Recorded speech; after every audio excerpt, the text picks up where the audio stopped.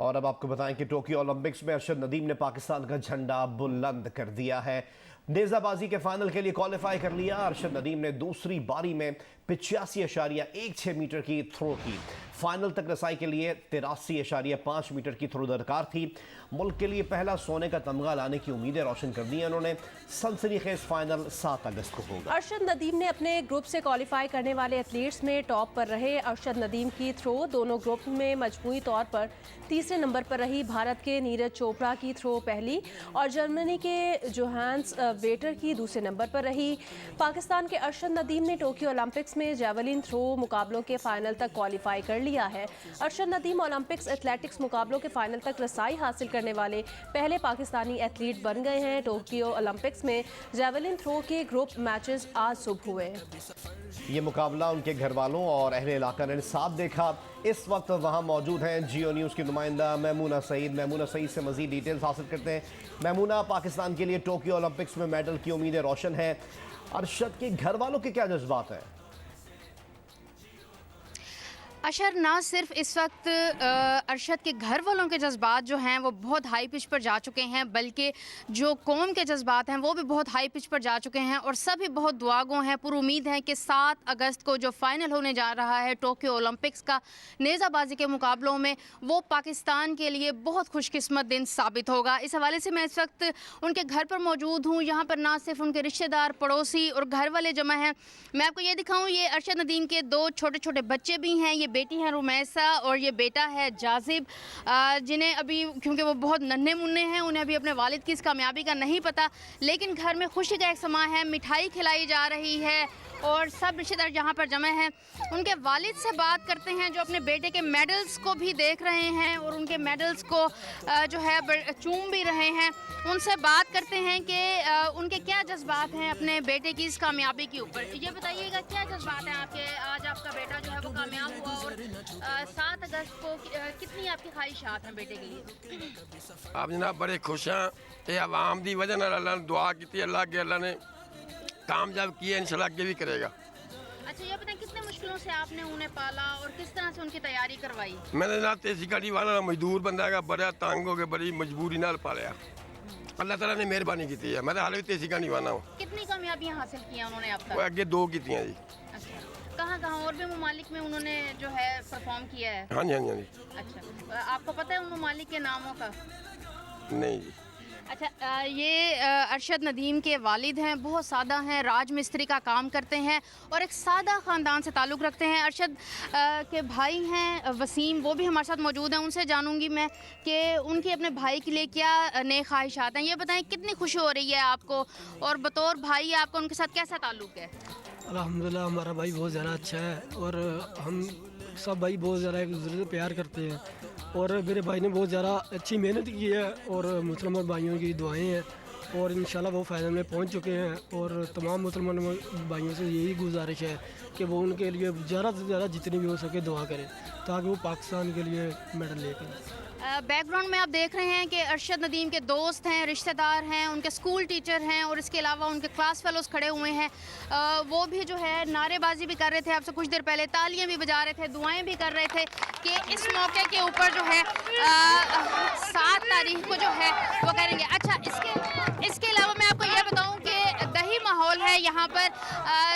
मियाँ चन्नू का 101/15L ये चक है, दही इलाका है। यहाँ पर जो यहाँ की सकाफत होती है उसके मुताबिक एक ढोल वाला भी यहाँ पर आ चुका है इस खुशी को मनाने के लिए। वो सेलिब्रेशंस दिखाते हैं हम आपको कि इस वक्त यहाँ पर ढोल की थाप के ऊपर जो है रक्स भी कर रहे हैं बच्चे और इस खुशी को एंजॉय कर रहे हैं जो इंशाल्लाह 7 अगस्त को पाकिस्तान के नाम होने जा रही है। और सब के सब जो है इस खुशी के लिए दुआगो हैं कि किसी तरह से अरशद नदीम जो है 7 अगस्त को टोक्यो ओलंपिक्स में बेहतरीन परफॉर्मेंस करके जेवलिन थ्रो का जो मुकाबला होगा वो अपने नाम करेंगे। अच्छा, जी अच्छा, ये बताइएगा कि अरशद ने टोक्यो ओलंपिक्स तक सफ़र कैसे तय किया? अपने शौक की तकमील के लिए वो खर्चा कैसे उठाते थे? आप इनकी फैमिली के साथ मौजूद हैं, इस बारे में कुछ पता चल सका?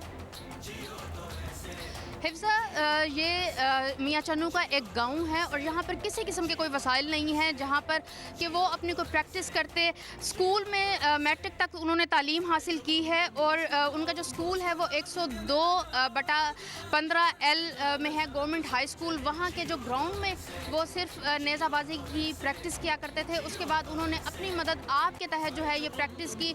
जो इलाके के ग्राउंड्स होते हैं वहाँ पर बेसिकली उनके पास कोई किसी किस्म का जो है रिसोर्सेज नहीं थे। अगर मैं अपने कैमरामैन अजूब कुरैशी जो मेरे साथ हैं इस वक्त, उन्हें मैं कहूँ कि अगर उनकी एक्सेस में आ सके तो मैं ये दिखाऊँ कि आप ये उनके घर का सहन देखिएगा कि कितना सादा घर है, कितना सादा माहौल है। और यहाँ तक कि ये वो प्रैक्टिस का उन्होंने ये अपनी वेट लिफ्टिंग के लिए ये वो आलात खुद बना रखे थे जिससे वो ये वेट लिफ्टिंग करते थे और नेज़ाबाजी की प्रैक्टिस करते थे। ये आप देखिए, मेरे से शायद ये ना उठाया जाए, मैं हेल्प लेती हूँ। ये उनके वालिद ने उठाया। ये वो वेट लिफ्टिंग का है जो वो खुद उन्होंने अपनी मदद आप से बनाया है। उन्हें किसी भी सतह के ऊपर कोई किसी किस्म की वसाइल नहीं दिए गए। अच्छा मैमूना, इनके वालिद साहब साथ ही खड़े हैं, आप अगर जानिब से दिए गए इनसे अगर पूछ सकें कि और भी स्पोर्ट्स हैं लेकिन नेज़े फेंकने में दिलचस्पी उनकी कैसे पैदा हुई, इनके वालिद से अगर आप बात कर सकें। अच्छा मैं जी अच्छा ये बताइए कि और भी बहुत सारे खेल थे लेकिन किस तरह से जो है अरशद को नेज़ाबाजी में दिलचस्पी कैसे हुई? ये पहले क्रिकेट जनाब खेलता सी, उस तो बाद मैंने क्या भी नेज़ाबाजी खेल चलो इनका उस्ताद है वा शहर का शालीमार होटल रशीद साहब, मैं वो मेरा दोस्त ही मैं उन्हें दे आया सी, उन्हें फिर वाल सिखाया उन्होंने, अल्लाह ने बचाया जी। हाँ जी। अच्छा आपके एक और बेटे भी जो हैं वो इस वक्त नेज़ाबाजी की एक छोटा बेटा है वो भी वर्जिश कर रहा है, गया लाहौर, वो ट्रेनिंग कर रहा वा। ये तो छोटा बेटा वा, उनका कादी का अलीम होता ना, मोहम्मद अलीम होता ना, वो ट्रेनिंग करने वास्ते गया लाहौर कराया उन्हें। तो आपको क्रिकेट पसंद नहीं था, आपको नेज़ाबाजी पसंद? नेज़ाबाजी जी, हाँ जी, क्रिकेट नहीं मन पसंद है जी। अच्छा मैमूना, अगर ये भी पूछ सकें कि वो अपनी शौक की तकमील के लिए, इनके वालिद साहब साथ ही हैं, इसका फ़ायदा उठाते हुए अगर आप पूछ सकें कि अपने शौक की तकमील के लिए वो खर्चा किस तरह उठाते थे? अच्छा ये बताएं कि अपने शौक़ की तकमील के लिए किस तरह से ख़र्चा उठाते थे? अगर उन्हें प्रैक्टिस करने के लिए किसी जगह पर जाना पड़ा या किसी क्लब में जाना पड़ा तो उसके अखराजात किस तरह से पूरे किए? वो जनाब मैं तेसी कांडी हुआ ना, मजदूरी में हाले मजदूरी कर रहे हो, तेसी कांडी हुआ के मजदूरी करके पूरा पेट भी पाल रहा हूँ, खर्चा भी देना रहे। हाँ जी, हाले इन्हें मेहरबानी करे हुकूमत भी सानू ग्राउंड दे दे, घर खेलना बच्चा हो। छोटा जिहा हत्था है, ये भी मैं मुल लिया, मेरे को सिर्फ 2.5 मरले सी, ये सारा मैं मुल लिया, मेरे को स्टाम हाले पे कोई चीज़ नहीं किसी ने दी है, ये अल्लाह ही देगा मन तो रब तो है जी। अरशद नदीम के वालिद पंजाबी ज़ुबान में बता रहे हैं। हमारे वो नाजरीन जो पंजाबी ज़ुबान को नहीं समझते और उनके लिए मैं ये ट्रांसलेट कर दूँ उर्दू में कि वो ये कह रहे हैं कि बच्चे को जो है कोई ग्राउंड मुयस्सर नहीं था और जो वालिद हैं वो राज मिस्त्री हैं। उन्होंने राज मिस्त्री का काम करते हुए अपने बेटे को जो है क्लब ज्वाइन करने के अखराजात वो अदा करते थे। आज तक वो राज मिस्त्री का काम कर रहे हैं और अरशद नदीम जो है वो सिर्फ जेवलिन थ्रू की प्रैक्टिस करवाने के लिए जो है वो ये तमाम अखराजात उसे देते थे ताकि वो मुल्क में अपना नाम रोशन कर सके। इस वक्त उनका एक दूसरा बेटा है जो अरशद नदीम से छोटा है, अलीम, उससे भी वो नेज़ाबाजी की प्रैक्टिस करवा रहे हैं। और इस खेल में क्यों दिलचस्पी हुई उसकी वजह यह है कि ये दही इलाका है, यहाँ पर नेज़ाबाजी और समेत जो मुख्तलिफ एथलेटिक्स के जो खेल होते हैं उसको बहुत ज़्यादा तवज्जो दी जाती है। पहले वो क्रिकेट खेलता था लेकिन जो वालिद हैं उन्हें नेज़ाबाजी पसंद थी तो उन्होंने अपने बेटे से कहा कि तुम नेज़ाबाजी में जो है अपनी किस्मत आजमाओ और अल्लाह ताला ने उनकी ये जो कोशिश थी वो रायगा नहीं जाने दी है और आज अरशद नदीम जो है उसने नेज़ाबाजी में अपना नाम पैदा कर लिया है। जी, टोक्यो ओलंपिक्स में अरशद नदीम ने पाकिस्तान का झंडा बुलंद कर दिया है। नेज़ाबाजी के फाइनल के लिए क्वालिफाई कर लिया। मैमूना सईद इस वक्त अरशद नदीम के घर पर मौजूद थी। मियाँ चन्नू में उनका घर है जहाँ से वो हमें अपडेट कर रही थी। मैमूना हमारे साथ रहिएगा, आपको बताएं कि इसी बारे में मजीद जानने के लिए हमें ज्वाइन किया स्पोर्ट्स रिपोर्टर फैज़ान लाखानी ने। फैज़ान बताएगा पाकिस्तान स्क्वाड के लिहाज से नेज़ाबाजी में अरशद नदीम की परफॉर्मेंस कितनी अहम है और अब तक दीगर एथलीट्स की परफॉर्मेंस से मुआवजा करें तो अरशद नदीम के गोल्ड मेडल जीतने के इम्कानात कितने हैं? देखें सिर्फ इसको जेवलिन थ्रो ही नहीं, पाकिस्तान एथलेटिक्स के लिए, पाकिस्तान स्पोर्ट के लिए, पाकिस्तान में ओलंपिक स्पोर्ट के लिए एक बहुत बड़ी यादगार परफॉर्मेंस है। आज तक इंडिविजुअल स्पोर्ट्स में किसी कोई प्लेयर इतना फाइनल तक नहीं आया और इतना एक्साइटेड किसी ने परफॉर्म नहीं किया। इस साल तलहा तालिब ने तो परफॉर्म किया और 2 ब्रॉन्ज मेडल इंडिविजुअल स्पोर्ट्स में हमारे पास मौजूद हैं, लेकिन वो सेमीफाइनल तक ही रसाई उनकी हासिल हो सकी थी इंडिविजुअल ब्रॉन्ज की हुसैन शाह की और मोहम्मद बशीर की, जिन्होंने रेसलिंग में, हुसैन शाह ने जिन्होंने बॉक्सिंग में हासिल किया। जेवलिन थ्रो के फाइनल में, ट्रैक एंड फील्ड में, इंडिविजुअल स्पोर्ट्स में फाइनल तक आने वाले ये पाकिस्तान के पहले एथलीट है। एक historic achievement of course Arshad Nadeem ने हासिल किया और उन्होंने जो थ्रो की वो तीसरी बेहतरीन थ्रो रही है तमाम इस ग्रुप स्टेज में, तीसरी बेहतरीन थ्रो रही है। 85.1 की जो थ्रो थी, इससे इंडिया के नीरज चोपड़ा 86 मीटर की थ्रो करके पहले नंबर पर है। फिर 85.68 की थ्रो के साथ जर्मनी के जोनाथन वेटर वो दूसरे नंबर पर है। तो तीसरी बेहतरीन थ्रो, यानी 3 बेस्ट एथलीट में